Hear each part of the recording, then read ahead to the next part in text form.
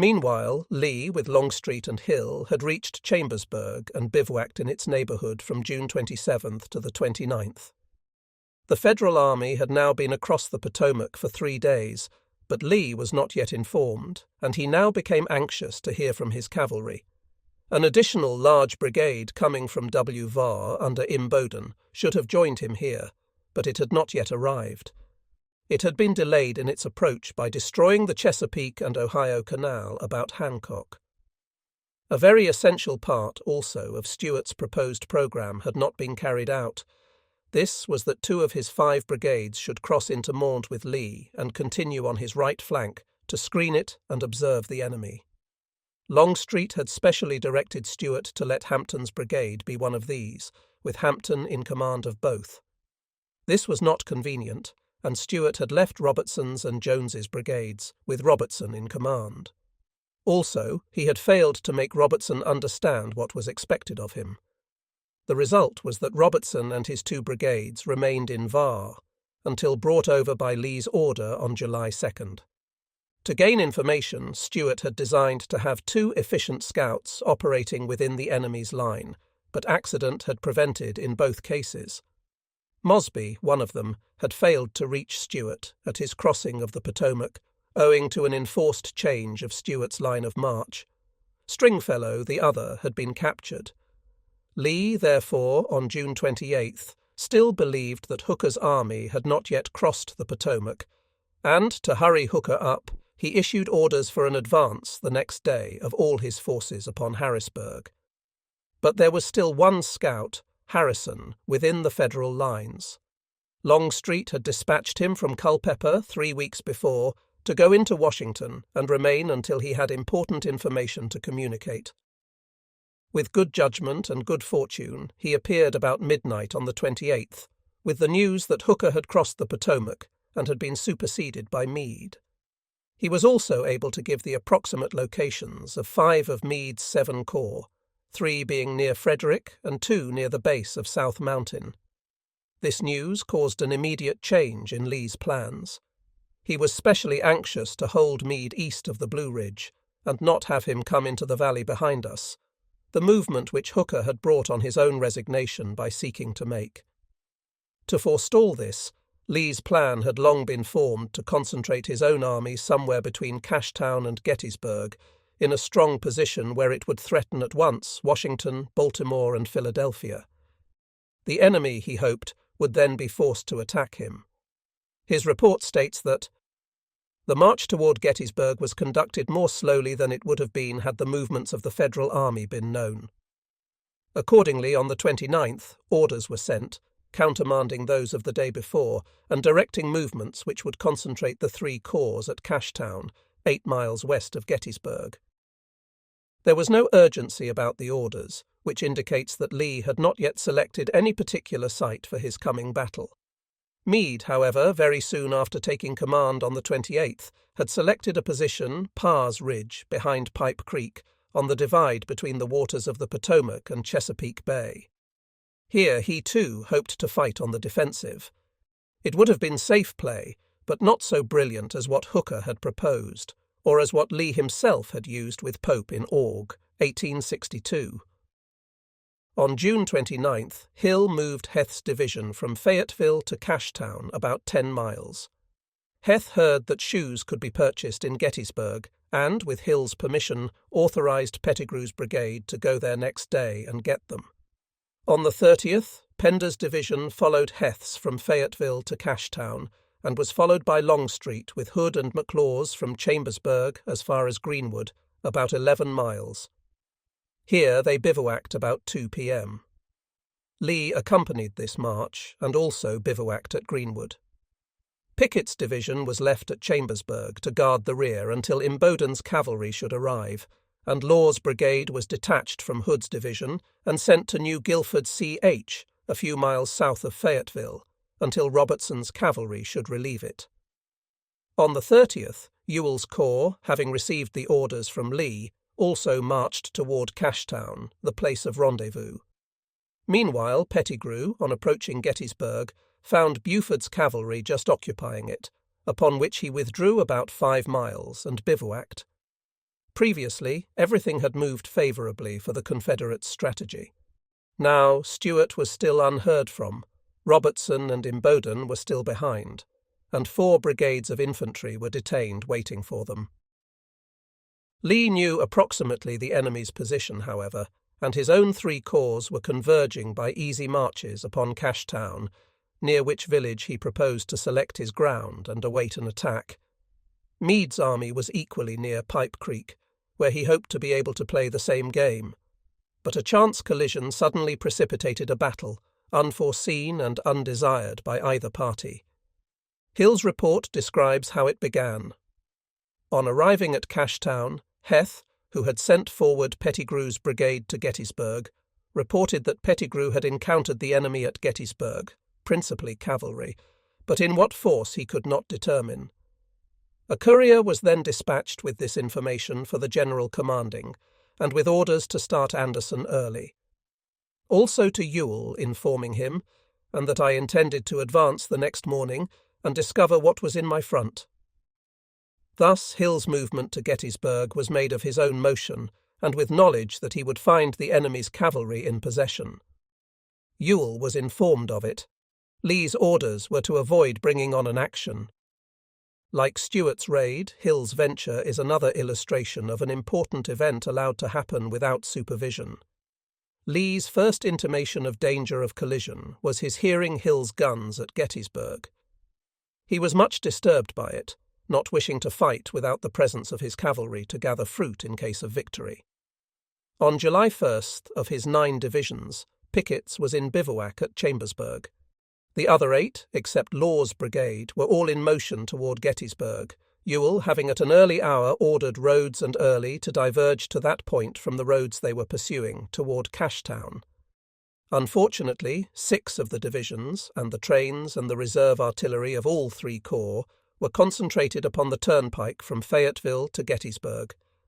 Anderson's division, followed by the 30 Corps trains, had started soon after daylight from Fayetteville. Here they had halted, but Lee, passing, had ordered them on to Gettysburg, following Heth and Pender, who had marched from Cashtown at 5 a.m. and become engaged at Gettysburg about 10. Soon after Anderson had passed Greenwood, Hood and McLaws were starting to follow when they encountered Johnson's division of the 2d Corps cutting in from the left, with the trains and reserve artillery of that corps. Lee, who was riding with Longstreet at the head of his infantry, directed that he should halt until these had all passed. This column occupied about 14 miles of road, and it delayed Longstreet's infantry until 4 p.m. In the morning, Longstreet's orders had been only to go as far as Cashtown, but later orders were sent for all troops to come to Gettysburg. It was now the 4th day since Meade had relieved Hooker. Harper's Ferry had been evacuated. Of its 11,000 troops, 7,000 under French were brought to Frederick, and 4,000 escorted to Washington the artillery and stores of the post. Meade knew that Ewell's corps was between York and Carlisle, and on the 29th put his whole army in motion in that direction, encamping that night on a line extending from Emmitsburg to Westminster.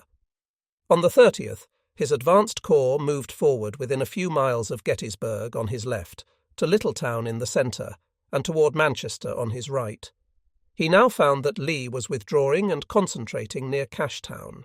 He wrongly ascribed this to his own advance from Frederick, and published orders on the 30th, saying, "The general believes he has relieved Harrisburg and Philadelphia, and now desires to look to his own army, and assume position for offensive or defensive, as occasion requires, or rest to the troops.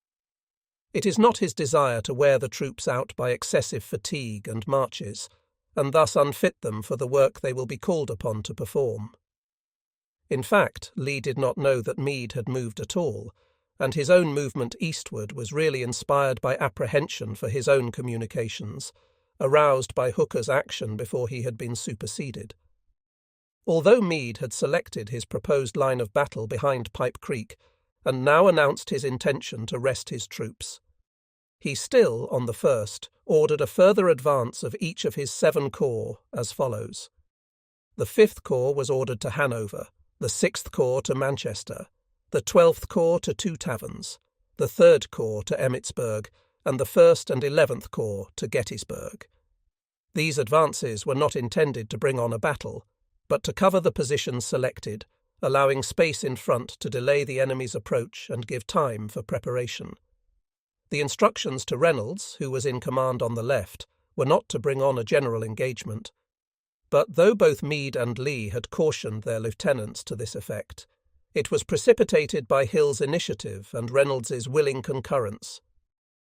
In the first collision of the day, Reynolds's leading division, by good handling, got decidedly the best of the affair, giving the Federals quite a taste of victory. Lee had been very uneasy as the roar of the distant battle increased, but when, later, the arrival of Ewell had turned the scale, and he, reaching the field, saw the Federals routed and prisoners taken by the thousand, it became simply impossible for him to hold back his hand. And not only impossible, but then unwise, for a great opportunity was undoubtedly before him.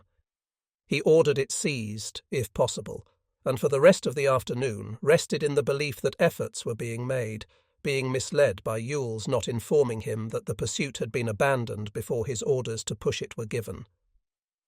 The course of the battle had been as follows. About 10 a.m., the advance of Heth's division became engaged with Buford's cavalry, between 1 and 2 miles in front of Gettysburg. Buford, with his horse artillery, sought to detain the enemy until Reynolds's corps, 7 brigades, which he knew was approaching, could come to his assistance. By 11 o'clock, however, he was forced to withdraw to the left, where he took position, and during the rest of the day protected the left flank of the Federals. As Buford withdrew, Wadsworth's 2 brigades became engaged with Davis and Archer. Davis, on the left, overlapped Cutler on the Federal right, and, of course, soon drove back his right wing along with Hall's battery, all of which were withdrawn without severe loss. But on the Confederate right, Archer's brigade was overlapped by Meredith's, which struck it on the flank and captured Archer and several hundred prisoners.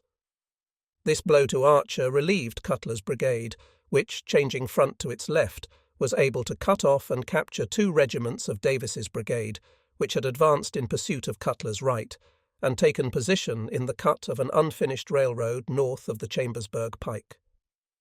Almost at the moment of his victory, however, Reynolds was killed. He was an excellent soldier, and was well known to have been the choice of the army to replace Hooker. Meanwhile, Cutler was now reinforced by Rowley's division of the same corps, which extended its line farther to the right. Robinson's division also approached and was held in reserve nearby. Later, as the engagement grew more severe, it was also put into the battle. Meanwhile, Hill had formed Pender's division in line of battle in rear of Heth, but it was held in reserve for some time, as Heth about noon received a reinforcement by the arrival of Rhodes's division on his left flank coming in from Middletown. About the same time, also, the head of the 11th Corps, under Howard, arrived at Gettysburg, and Howard succeeded Reynolds in command of the field. He halted Steinwehr's division, 2 brigades, on Cemetery Hill as a reserve, and advanced Schurz and Barlow to the front. With these he formed line to cover the approaches from the north as far east as Rock Creek. This disposition was bad. The force was small for so long a line, and its right flank was in the air near the Heidlersburg road, by which Early was now drawing near. For a while, however, the Federal forces were superior in numbers at the actual points of contact, where only Rhodes's and Heth's divisions were yet engaged. And, whether from discipline or from the inspiration of home, the fighting done by the Federal brigades was of the best type. At this period, some Confederate brigades were seriously crippled.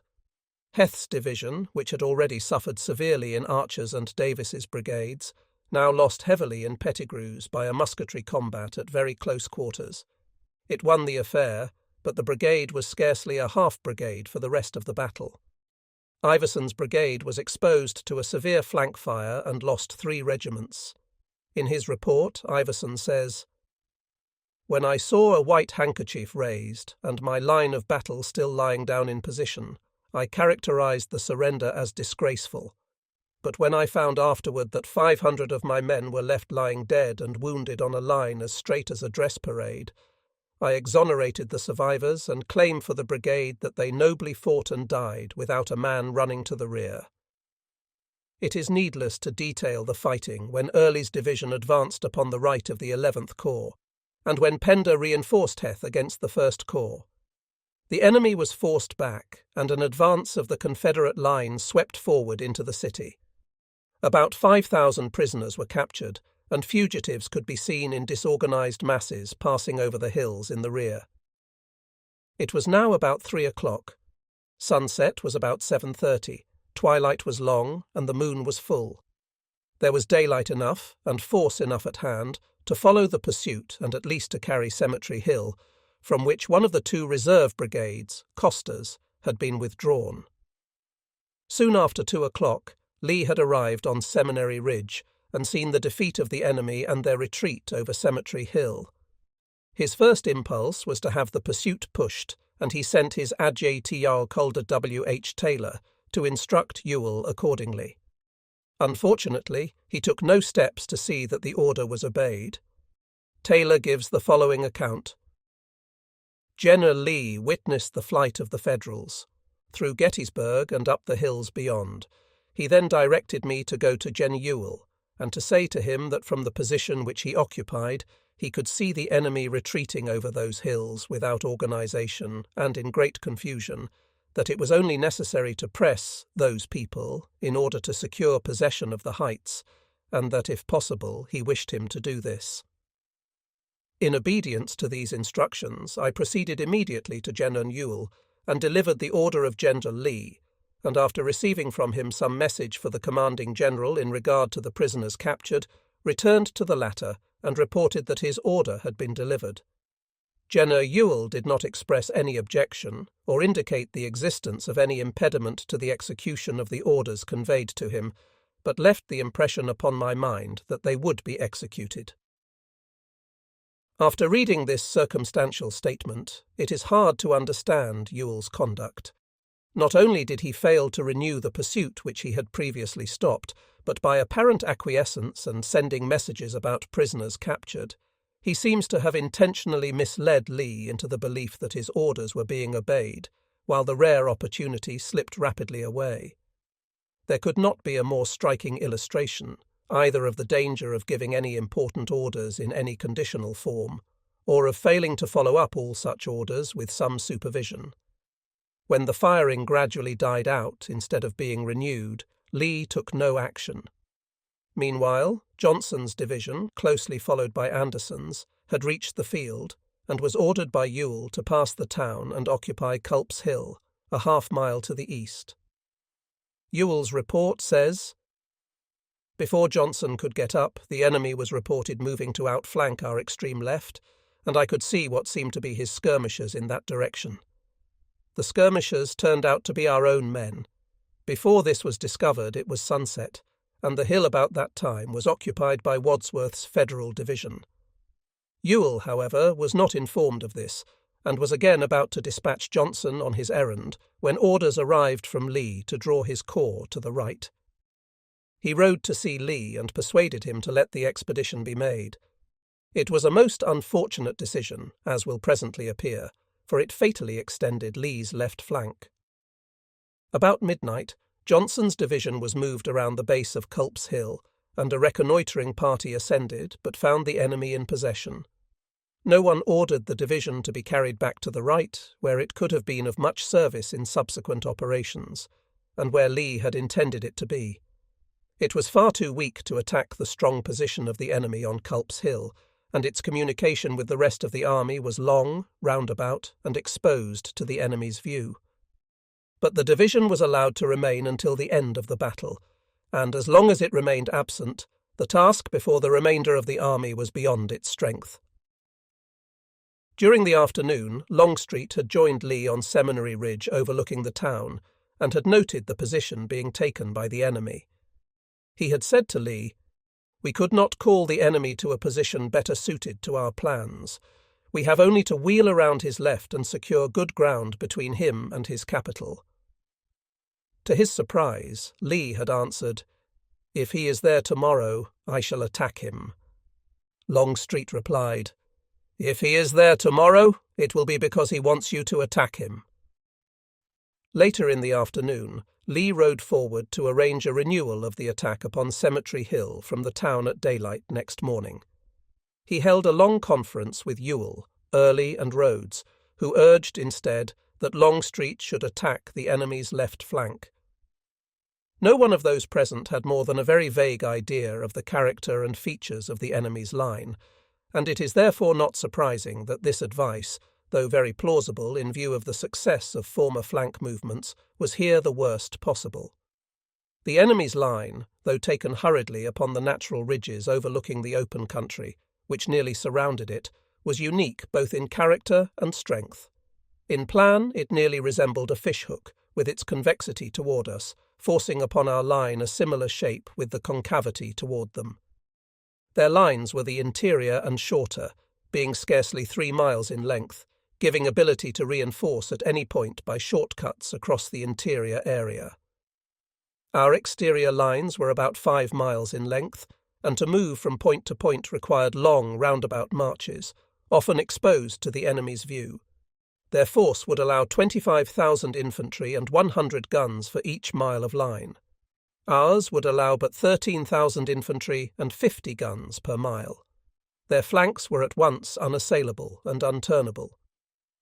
Their left, which was the top of the fishhook shank, rested on Big and Little Round Top mountains, and their right, which was the point of the fishhook, was on Culp's Hill over Rock Creek.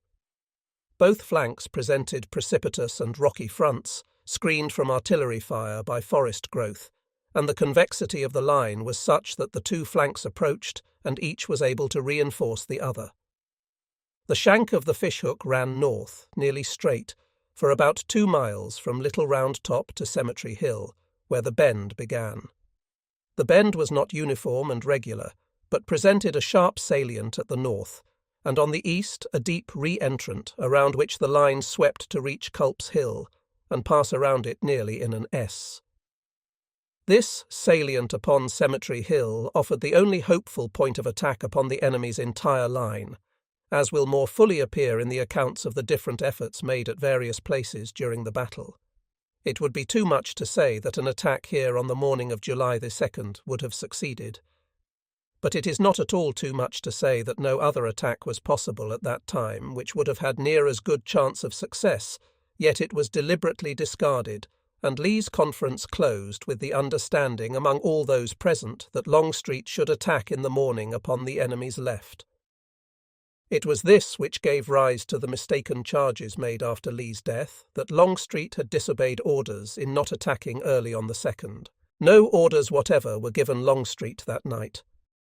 Before sunset, he had ridden back from his interview with Lee to meet his troops, who, about 4 p.m., marched from near Greenwood with orders to come to Gettysburg, 17 miles.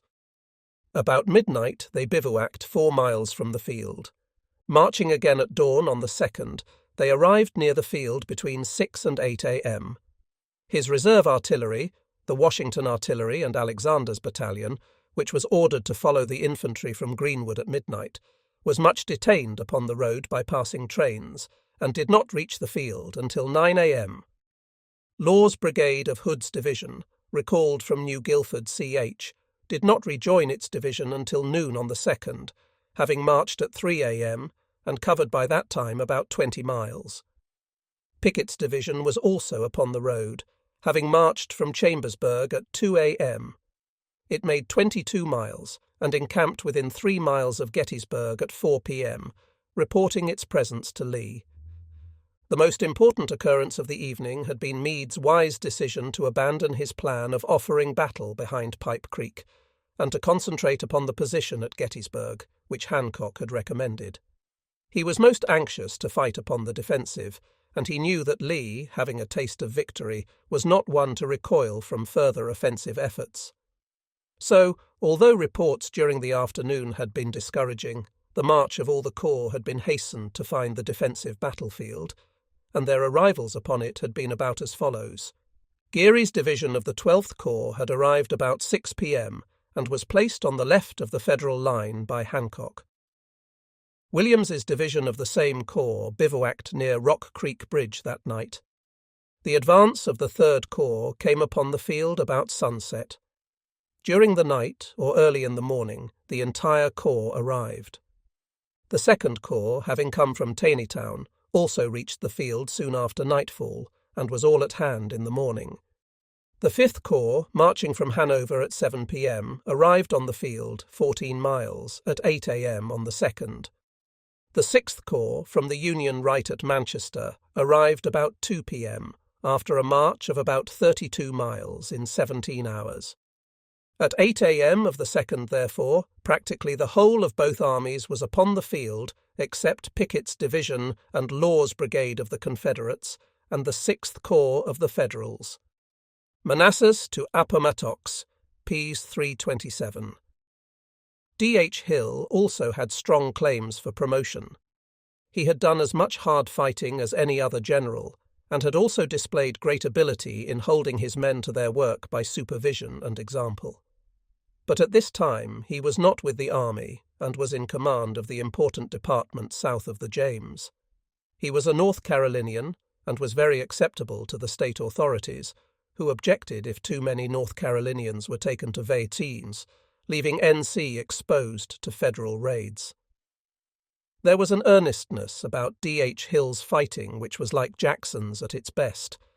Had opportunity come to him, he must have won greater fame. His individuality may be briefly illustrated by an official endorsement placed upon the application of a soldier to be transferred from the infantry to the band. Respectfully forwarded, disapproved.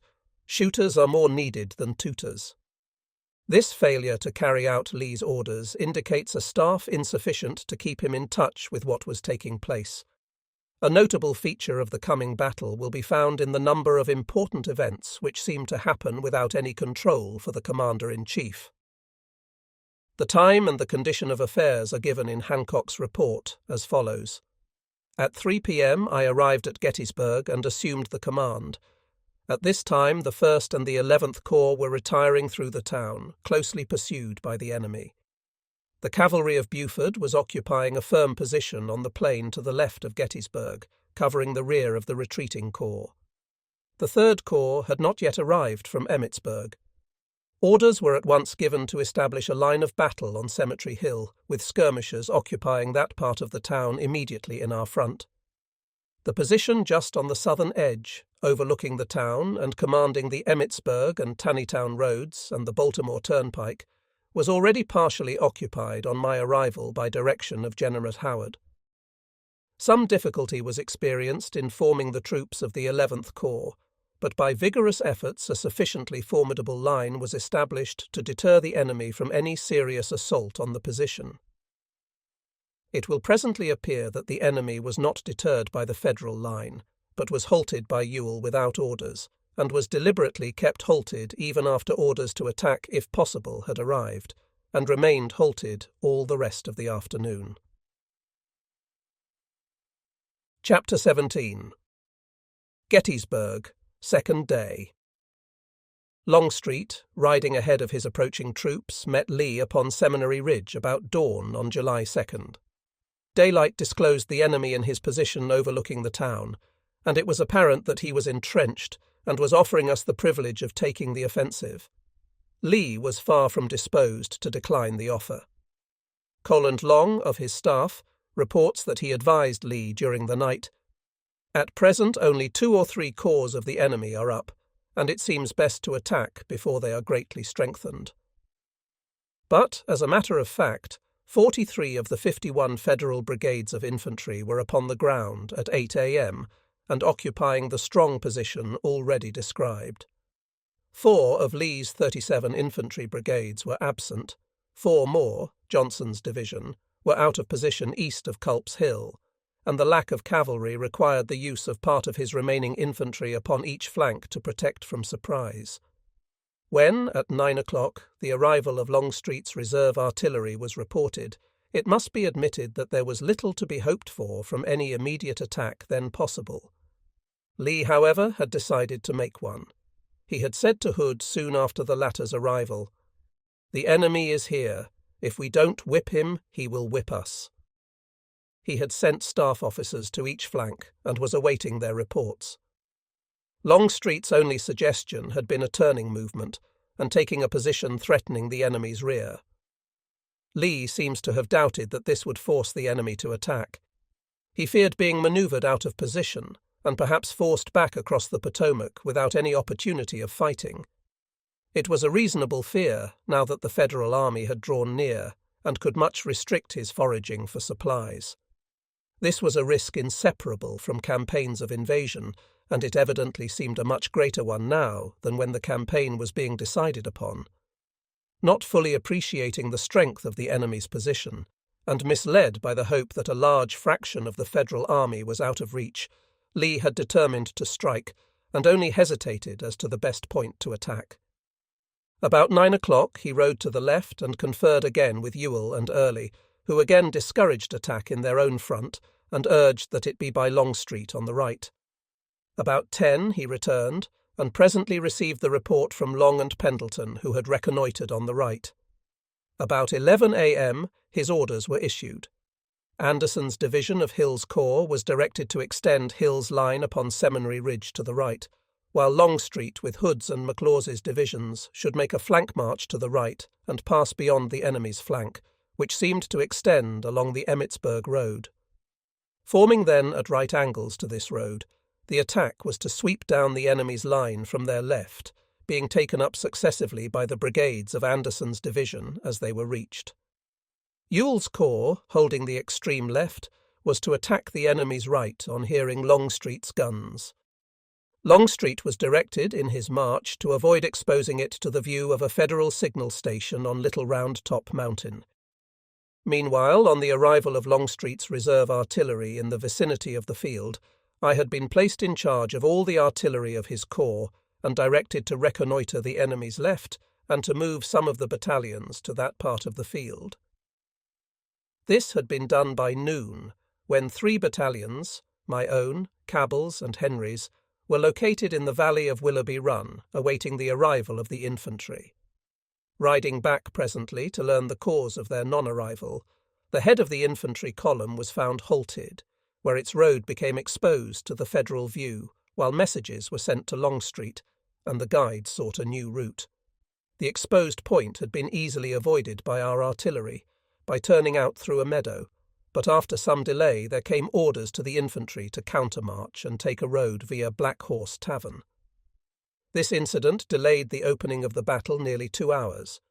It is notable, both as illustrating the contingencies attending movements over unfamiliar ground, and also the annoyance which may be caused an enemy by the use of balloons to overlook his territory.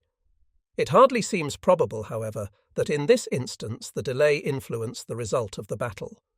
The same may be said, too, of a preliminary delay in Longstreet's beginning his march to the left after Lee's order at 11 a.m. Longstreet's official report says, "Fearing that my force was too weak to venture to make an attack, I delayed until General Law's brigade joined its division."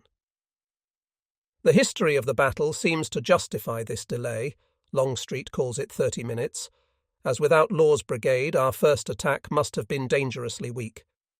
Meanwhile, an important change had occurred in the enemy's position. Until noon, their main line had run nearly due south from Cemetery Hill to Little Round Top, while a strong skirmish line only was held upon the Emmitsburg pike, for about a mile from Cemetery Hill to a crossroad at the Peach Orchard. About noon, the movements of the Confederates toward the Federal left were noted, and Sickles, whose corps held that flank, sent forward from the Peach Orchard a small reconnoitring force. It encountered Wilcox's brigade, and was driven back with severe loss, but not before it had discovered the approach of Longstreet's column. This being reported to Sickles, he unwisely ordered an advance of his whole corps to hold the ground about the Peach Orchard. He probably had in mind the advantage given the Confederates at Chancellorsville in allowing them the occupation of the Hazel Grove Plateau. But it was, nevertheless, bad tactics. It exchanged strong ground for weak, and gave the Confederates an opportunity not otherwise possible. They would be quite sure to crush the isolated Third Corps.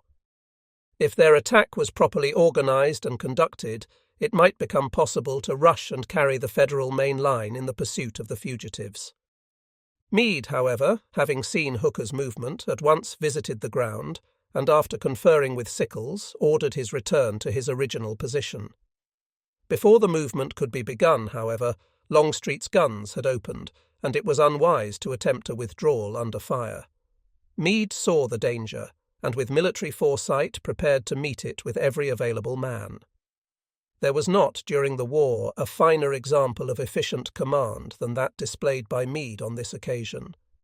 He immediately began to bring to the scene reinforcements, both of infantry and artillery, from every corps and from every part of his line. As will be seen in the account of the fighting, he had engaged, or in hand on the field, fully 40,000 men by the time that Longstreet's assault was repulsed. On the other hand, it must be said that the management of the battle on the Confederate side during this afternoon was conspicuously bad. The fighting was superb. But there appears to have been little supervision, and there was entire failure everywhere to conform to the original plan of the battle, as it had been indicated by Lee. Offensive battles are always more difficult of control than defensive, and there were two special difficulties on this occasion. First was the great extent of the Confederate lines, about 5 miles, and their awkward shape making intercommunication slow and difficult. Second was the type or character of the attack ordered, which may be called the echelon, or progressive type, as distinguished from the simultaneous. The latter should be the type for any battle in the afternoon. Battles begun by one command and to be taken up successively by others are always much prolonged. We had used this method on 4 occasions, at Seven Pines, Gaines Mill, Fraser's Farm or Glendale, and Malvern Hill, and always with poor success. Our effort this afternoon will be seen to be a monumental failure. General instructions were given to each corps commander, but much was left to their discretion in carrying them out. More than one fell short in performance. It was about 3 p.m. when Hood's division, in the advance, crossed the Emmitsburg Road about 1,000 yards south of the peach orchard. The enemy's artillery had opened upon us as soon as our approach was discovered, and we presently replied. Hood's division crossed the road and formed in 2 lines, Robertson and Law in front, with Law on the right, Anderson and Benning 200 yards in rear, with Benning on the right. While this formation was taking place, scouts reported that Big Round Top Mountain was unoccupied, and that an open farm road around it led to unguarded supply trains and hospitals. Hood and Law earnestly urged upon Longstreet that instead of making the direct attack, he should pass around the 3rd Corps, seize Big Round Top, and fall upon the trains. Longstreet replied that Lee had ordered the direct attack, and it must be made without delay. It is not likely that the movement proposed by Hood would have accomplished much. Already our line was dangerously extended, and to have pushed 1 or 2 divisions past the 3rd Corps and around the mountain would have invited their destruction. Had our army been more united and able to follow up the move in force, it might have proved a successful one. Not by assaulting the enemy in his chosen position where his whole army stood, as it were, in a circle, back to back, but by threatening his communications while covering our own. It might easily have resulted in our being able to secure a position which would force the enemy to take the aggressive. Had Johnson's division been brought back from its isolated position, and had Lee been present to hear the report brought by Hood's scouts, the whole subsequent history of the battle might have been changed. Meanwhile, McLaws's division had been formed, west of and parallel to the Emmitsburg Road, with Kershaw on the right, supported by semis, and Barksdale on the left, supported by Wofford. In front of Kershaw, Cabell's battalion of artillery was engaged with 18 guns, and in front of Barksdale were 18 of my own battalion. 10 guns, also of Henry's battalion, were engaged across the Emmitsburg Road. The remaining 8 guns of my own battalion were held close by, to follow the infantry promptly in any advance, and the Washington artillery with 10 guns, by Longstreet's order, were held in reserve in rear.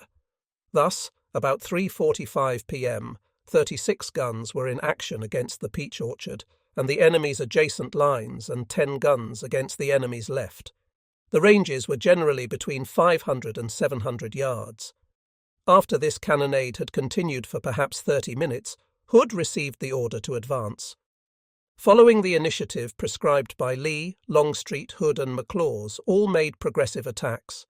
Hood at first advanced only his front line. McLaws was about to advance upon Hood's left very soon after, when Longstreet halted him. He was held back for about an hour, during which Hood's second line was sent in, and both lines suffered severely. Then McLaws advanced both lines of his right wing, Kershaw and Semmes, and after a further interval of at least 20 minutes, long enough to cause severe loss to Kershaw's exposed left, Barksdale and Wofford followed. There were thus 4 partial attacks of 2 brigades each, requiring at least an hour and a half to be gotten into action, where one advance by the 8 brigades would have won a quicker victory with far less loss. When Hood's first line commenced the advance, Law on the right overlapped the Federal left. On the left, Robertson was greatly overlapped by the Federal line. Law, obliquing still farther to his right, hoping to turn the Federal flank, a gap opened between Robertson and himself. The 4th and 5th techs on Robertson's right, trying to dress upon Law, were drawn entirely away from Robertson and attached themselves to Law's brigade. This brigade became divided, in the rough ground it traversed, into 2 bodies. The 2 regiments on the right, the 15th and 47th ALA, with a few of the 4th and 5th techs, swung still farther to the right, meeting no enemy, and, crossing Plum Run, they ascended the side of Big Round Top. Then, wheeling to the left, they crossed the depression between Big and Little Round Top, and finally found the enemy in position on the top of the latter. Quite a sharp action ensued, which may be described here, out of its order in time, as it was entirely isolated. 3 companies of the 47th ALA were detached and left on picket at the foot of the mountain. The remaining force was bit about 500 men under the command of Calder Oates of the 15th ALA. The mountain had been partially occupied in the morning by the 3rd Corps, but was vacated when they moved to the front. About 4 p.m, General Warren, seeing the deployment of our lines, had brought up Vincent's brigade of Barnes's division of the 5th Corps. Swinton has written that a foot race occurred for the commanding position, and that a desperate hand-to-hand fight with bayonets and clubbed muskets took place for a half-hour between Hood's Texans and Vincent's men. None of the official reports on either side are consistent with this story. There was some sharp fighting, and Vincent was killed, but Oates's small and isolated force was soon outflanked and compelled to retreat to the foot of the mountain. It was not pursued, and, at the foot, it built breastworks of rocks which it held all night and part of the next day. The total casualties reported for the battle by the 15th ALA were 17 killed, 54 wounded and 90 missing, total 161. Marjay Campbell of the 47th reported, "About 1/3 of his whole number of men were killed and wounded." The losses of Vincent's brigade for the battle were 352. Hood's front line had, meanwhile, been reduced, by Oates's divergence to Big Round Top, to less than 7 regiments in 2 isolated bodies. Law on the right had the 4th, 44th and 48th ALA, and parts of the 4th and 5th techs. Robertson on the left had only the 1st techs, and Threed Arc. His left flank too was in the air, and was much overlapped by the Federal line. It could make no progress, but maintained a position under very severe fire of artillery and infantry, which, within the first half-hour, severely wounded Hood. Law succeeded to the command of the division. His part of the brigade had made more progress, but already reinforcements sent by Meade were reaching the enemy, and Law's advance was checked. He ordered in the second line, using Benning's brigade to reinforce his own, and Anderson to extend Robertson on his left. Law thus describes the advance of his reinforced line in an article in Battles and Leaders. The ground was rough and difficult, broken by rocks and boulders, which rendered an orderly advance impossible. Sometimes the Federals would hold one side of the huge boulders on the slopes until the Confederates occupied the other. In some cases, my men, with reckless daring, mounted to the top of the large rocks in order to get a better view and to deliver their fire with greater effect. In less than an hour from the time we advanced to the attack, the hill by Devil's Den, opposite our centre, was taken with 3 pieces of the artillery that had occupied it. The remaining piece was run down the opposite slope by the gunners and escaped capture. During all this time, however, McLaws's division was standing idle, though Barksdale was begging to be allowed to charge, and McLaws was awaiting Longstreet's order. Even when prolonged by Anderson's Georgians, the Texans' line was still so overlapped by the Federals that it could not advance. Law, placing his 2 brigades on the defensive on the captured hill, now came to the left and made a strong appeal to Kershaw for help. This was referred to McLaws and probably to Longstreet, for now the order was given for the advance of Kershaw supported by semis. But, by some unaccountable lack of appreciation of the situation, Barksdale, Wofford, and all the brigades of Anderson's division are still left idle spectators of the combat, while Hood's division is wearing itself out against superior numbers in strong position. Lee seems not to have been near. This was unfortunate, for his whole field of battle had been waiting all day and was still waiting for Longstreet's battle to be developed, and here it was being begun in the progressive manner which had been ordered, but with unwise deliberation. Longstreet, of course, is responsible, but every commanding officer takes great risks when he leaves such important movements without supervision. It was especially unfortunate in this case, because advancing Kershaw without advancing Barksdale would expose Kershaw to enfilade by the troops whom Barksdale would easily drive off. Few battlefields can furnish examples of worse tactics. Kershaw was put in motion by a signal. Cabell's guns in his front were ordered to pause in their firing, and then to fire 3 guns in rapid succession. At the signal, the men leaped the wall in their front and were promptly aligned by their company officers. Kershaw writes, in Battles and Leaders, "The brigade moved off at the word with great steadiness and precision, followed by semis with equal promptness. Longstreet accompanied me in this advance on foot as far as the Emmitsburg road. All the field and staff officers were dismounted on account of the many obstacles in the way. When we were about the Emmitsburg road, I heard Barksdale's drums beat the assembly, and knew then that I should have no immediate support on my left about to be squarely presented to the heavy force of infantry and artillery at and in rear of the peach orchard. As such, a position would be speedily ruinous. Kershaw directed the 3 regiments on his left to wheel to the left and to charge the batteries in rear of the orchard, while with the right wing he continued the movement to the aid of Hood's division. Thus this brigade was also separated into 2 parts. Kershaw moved with the right wing, and presently, finding his right regiment, the 7th SC, beginning to overlap one on its left, he halted his line and ordered the 7th to move by the right flank. By some misunderstanding, the order was shouted to the left and was overheard by the left wing, who supposed it was an order for themselves to move by the right flank. Kershaw's narrative continues.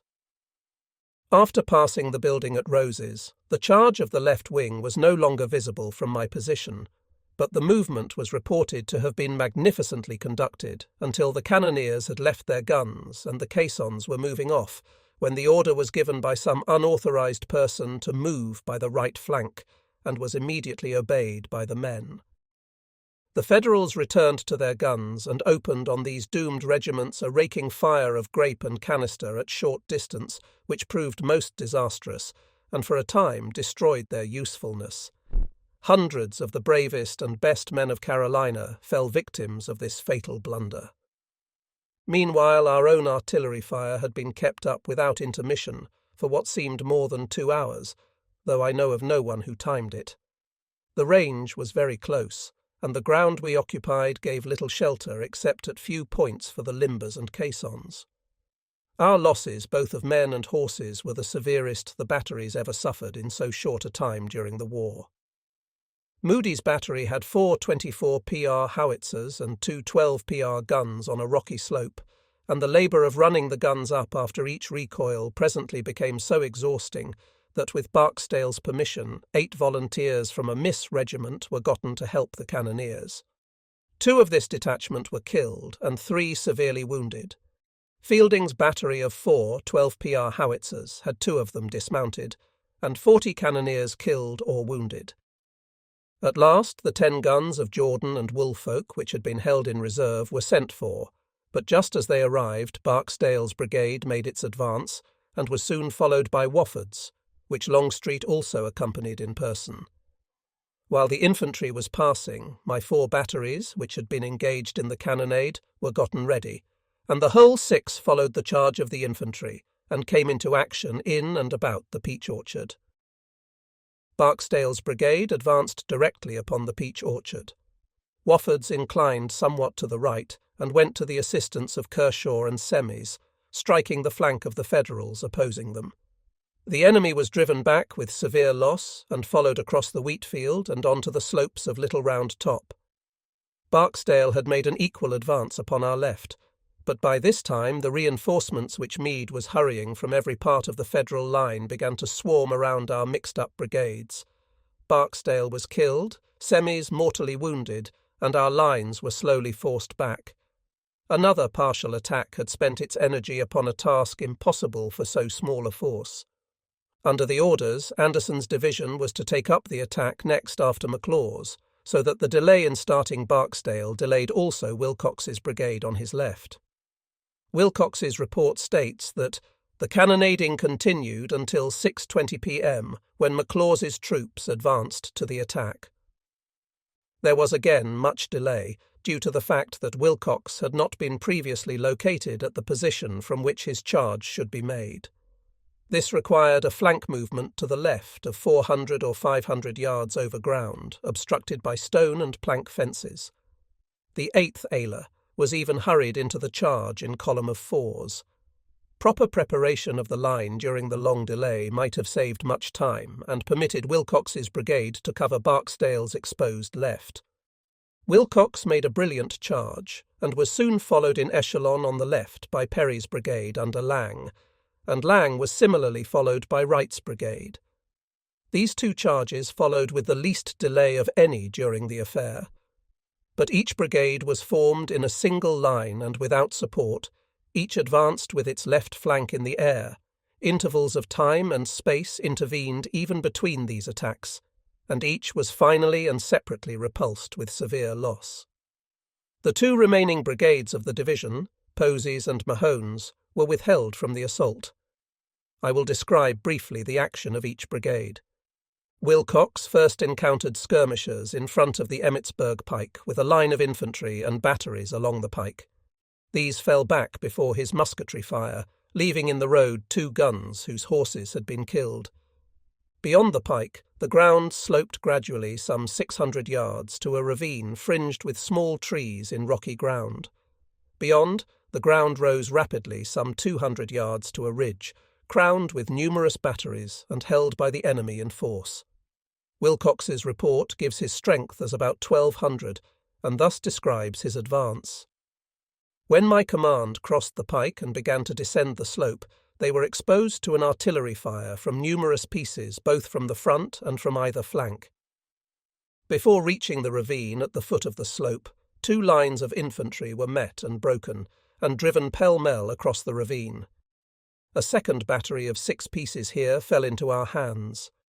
From the batteries on the ridge above referred to, grape and canister were poured into our ranks. This stronghold of the enemy, together with his batteries, were almost won when still another line of infantry descended the slope in our front at a double quick to the support of their fleeing comrades and for the defence of the batteries. Seeing this contest so unequal, I dispatched my adjutant-general to the division commander to ask that support be sent to my men, but no support came. 3 several times did this last of the enemy's lines attempt to drive my men back, and were as often repulsed. This struggle at the foot of the hill on which were the enemy's batteries, though so unequal, was continued for some 30 minutes. With a second supporting line, the heights could have been carried. Without support on either my right or my left, my men were withdrawn to prevent their entire destruction or capture.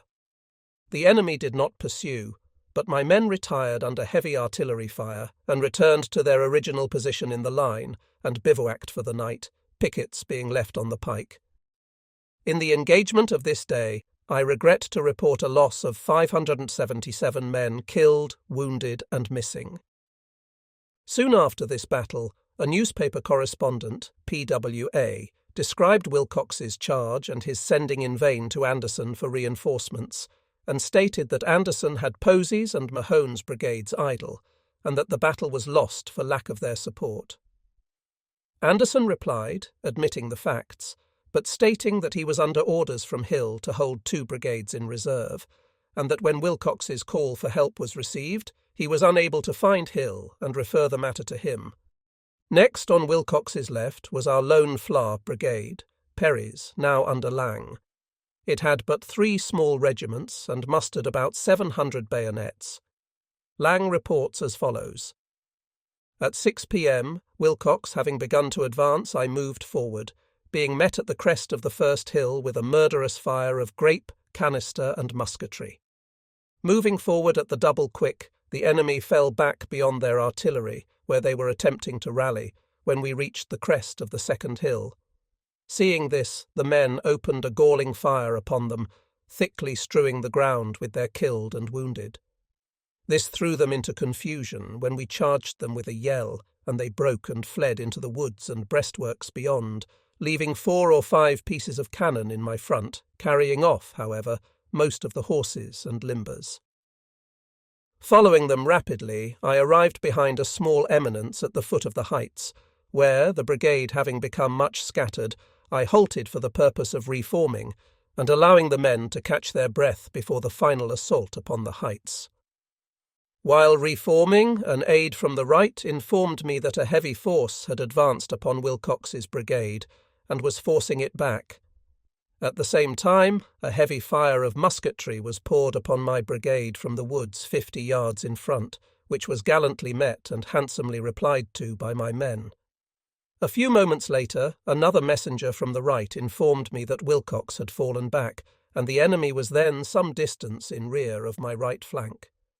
Going to the right, I discovered that the enemy had passed me more than 100 yards and were attempting to surround me. I immediately ordered my men back to the road some 300 yards to the rear. Arriving there, I found there was no cover under which to rally and continued to fall back, rallying and reforming upon the line from which we started.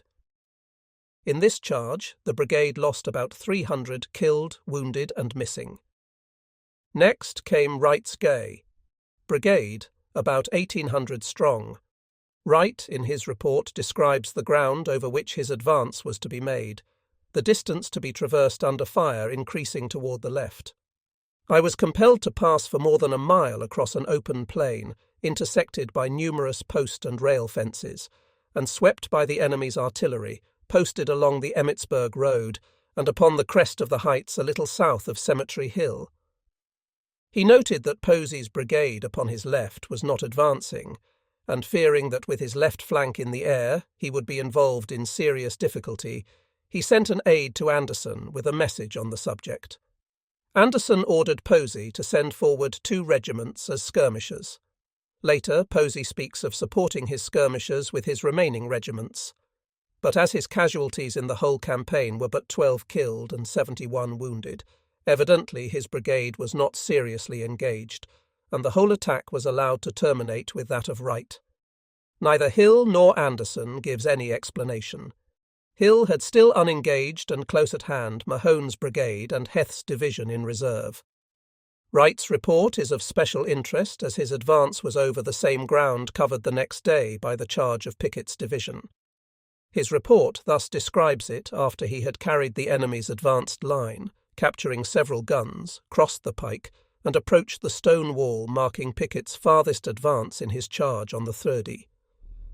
We were now within less than 100 yards of the crest of the heights, which were lined with artillery, supported by a strong body of infantry under protection of a stone fence. My men, by a well-directed fire, soon drove the cannoneers from their guns, and leaping over the fence charged up to the top of the crest, and drove the enemy's infantry into a rocky gorge on the eastern slope of the heights, and some 80 or 100 yards in rear of the enemy's batteries. We were now complete masters of the field, having gained the key, as it were, of the enemy's whole line. Unfortunately, just as we had carried the enemy's last and strongest position, it was discovered that the brigade upon our right had not only not advanced across the turnpike, but had actually given way and was rapidly falling back to the rear, while on our left we were entirely unprotected, the brigade ordered to our support having failed to advance. We were now in a critical condition. The enemy's converging lines were rapidly closing upon our rear. A few moments more and we would be completely surrounded. Still no support could be seen coming to our assistance, and with painful hearts we abandoned our captured guns, faced about, and prepared to cut our way through the closing lines in our rear. This was effected in tolerable order, but with immense loss. The enemy rushed to his abandoned guns as soon as we began to retire, and poured a severe fire of grape and canister into our thinned ranks as we retired slowly down the slope into the valley below. I continued to fall back until I reached a slight depression a few hundred yards in advance of our skirmish line of the morning, when I halted, reformed my brigade, and awaited the further pursuit of the enemy. In this charge my loss was very severe, amounting to 688 in killed, wounded, and missing, including many valuable officers. I have not the slightest doubt that I should have been able to have maintained my position on the heights and secured the captured artillery if there had been a protecting force on my left, or if the brigade on my right had not been forced to retire. We captured over 20 pieces of artillery, all of which we were compelled to abandon. Is there anywhere a sadder story of the war than this? In all the reports of all the battles of the war, there is no one more eloquent of fine conduct, but of poor handling of splendid troops. And presently we shall see in sharp contrast, in the Federal Army, during this same afternoon, perhaps the best example which the war produced of active supervision and efficient handling of a large force on the defensive. This action of Wright's ended Longstreet's battle of the afternoon. 3 of Anderson's 5 brigades had attacked in progressive order and in single lines. They had been defeated and driven back, one at a time, in the order of their advance. No better demonstration could be asked of the evils of progressive attacks. The 3 brigades could just as easily have attacked simultaneously with McLaws, and several other brigades of Hill's corps could have supported and advanced with them. The temporary success of each brigade in a single and isolated line puts it beyond doubt that such an attack would have had better result. It has been told that Meade, being on the left with Sickles at the time of Longstreet's attack, had at once begun to bring up reinforcements. It is interesting to note the number thus brought forward before the fighting ceased at dark. The first help sent Sickles, when his 6 brigades were attacked by Longstreet's 8, was Barnes's division of the 5th Corps, 3 brigades, Tilton's, Schweitzer's, and Vincent's. Vincent fought Oates on Little Round Top and repulsed him, Vincent, however, being killed. Tilton and Schweitzer attacked Law and Anderson, but were themselves soon driven back. The losses of this division were Vincent's 352, Tilton's 125, Schweitzer's 427, total 904. As Barnes retreated, Caldwell's division of the 2D Corps came up, with 4 brigades under Cross, Kelly, Zook, and Brooke. The battle seesawed, but Caldwell was driven back with the loss of half his division. Cross and Zook were killed and Brooke wounded. The brigade losses were Cross 330, Kelly 198, Brooke 389, Zook 358, total 1275. While Caldwell was in the stress of action, Sykes advanced Ayres's division of 3 brigades, sending Weed to the left to the aid of Vincent, and the 2 brigades of regulars, under Day and Burbank, to the left of Caldwell's division. Here their right was exposed by the retreat of Caldwell, and they were compelled to cut their way back to the main Federal line upon the crest of the ridge, closely pursued and severely punished by the Confederates. Weed, supporting Vincent at a critical juncture, had been himself killed.